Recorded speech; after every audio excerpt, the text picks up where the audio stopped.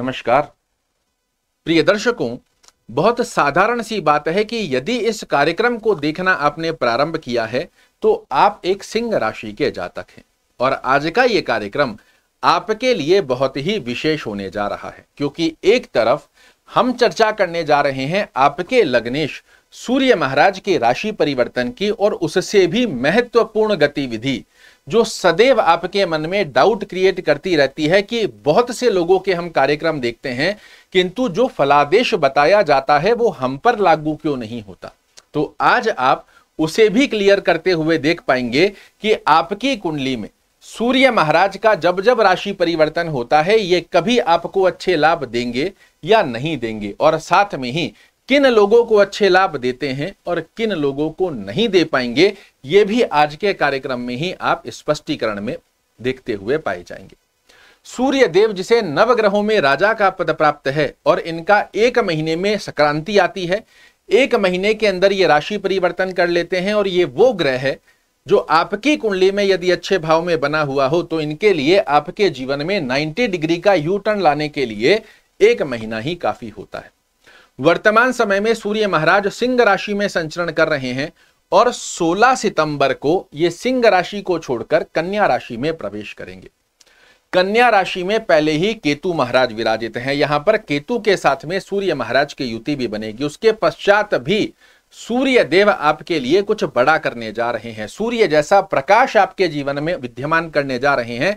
उसका कारण है कि आपके लग्न के स्वामी होते हैं, सुप्रीम पावर अपने हाथ में लेकर विराजित हैं। क्या क्या बड़े लाभ देखने को मिलेंगे? तो पहली स्थिति में धन से संबंधित जितने भी कार्य आपके रुके हुए हैं इस एक महीने की ड्यूरेशन में 16 सितंबर से लेकर 15 अक्टूबर के मध्य में सूर्य के आशीर्वाद से वो कार्य आपके पूर्ण होंगे।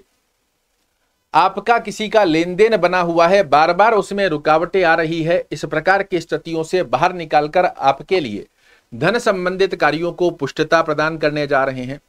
कुटुंब परिवार में यश मान और प्रतिष्ठा भी आपको सूर्य महाराज दिलाते हुए पाए जाएंगे, क्योंकि आप सभी लोग जानते हैं सूर्य देव यश मान और प्रतिष्ठा के भी कारक होते हैं। अपनी दृष्टिगत अवस्था में आपके जीवन में चल रहे मानसिक तनाव, टेंशन, डिप्रेशन को दूर करेंगे। कार्यों में रुकावटें जो देखने को मिल रही थी वो समाप्त होंगी। बनते बनते कार्य जो आपको लग रहे थे कि अब हो जाएंगे, फिर उसमें कुछ ना कुछ रुकावट आ रही थी, वो समाप्त होगी और आपके व्यक्तित्व की स्थितियों को बड़ा अच्छा लाभ देते हुए पाए जाते हैं।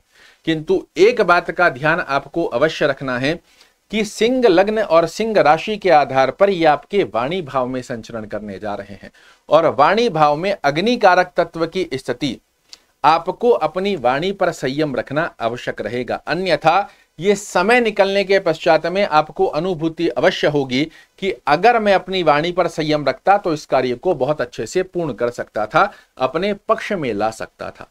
तो अपनी वाणी पर यदि आप संयम रखते हैं इस एक महीने की ड्यूरेशन में आपके लिए सूर्य महाराज की स्थिति बेहद सुंदर स्वरूप में धन से संबंधित, यशमान प्रतिष्ठा से संबंधित और कार्यों में जो रुकावटें देखने को मिल रही है उनसे रिमूव करते हुए आपको एक नया उपलब्धि प्रदान करने जा रहे हैं। किंतु अब फिर से हम आ जाते हैं उस मुख्य बिंदु पर जो सदैव आपको कंफ्यूज करती रहती है कि सब जगह हम सुनते हैं अच्छा होने वाला है किंतु हो क्यों नहीं रहा है।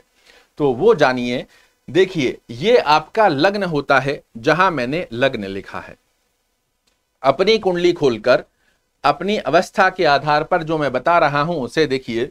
ये आपका लग्न भाव है। यहां एक बार हम मान लेते हैं कि नंबर कोई भी हो सकता है, 1 से लेकर 12 नंबर तक हो सकता है आपका मेष लग्न हो सकता है आपका वृषभ लग्न हो सकता है आपका मीन लग्न हो।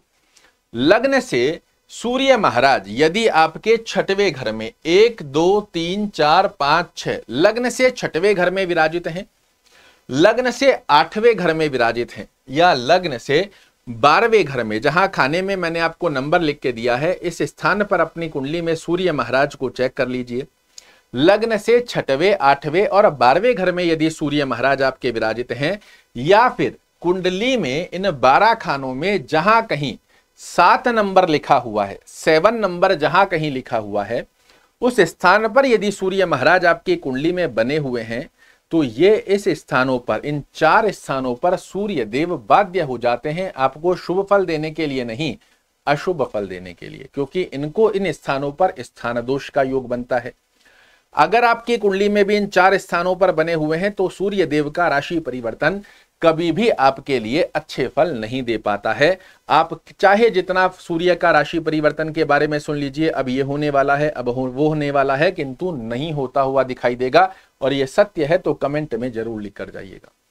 वहीं दूसरी तरफ सूर्य देव आपकी कुंडली में 6, 8, 12 को छोड़कर और जहां 7 नंबर लिखा हुआ है उस स्थान को छोड़कर किसी अन्यत्र अच्छे स्थान पर बने हुए हैं, डिग्री वाइज बलवान होकर बने हुए हैं, तो आप लिखकर रख लीजिए 16 सितंबर से लेकर 15 अक्टूबर की ड्यूरेशन में आप अनुभूति अवश्य करेंगे कि सूर्य महाराज के आशीर्वाद से धन की स्थिति अच्छी हो रही है।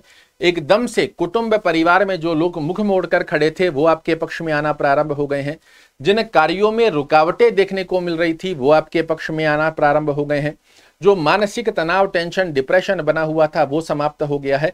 सिर्फ एक बात का ध्यान रखिएगा, वाणी की स्थिति पर संयम बनाकर रखना है।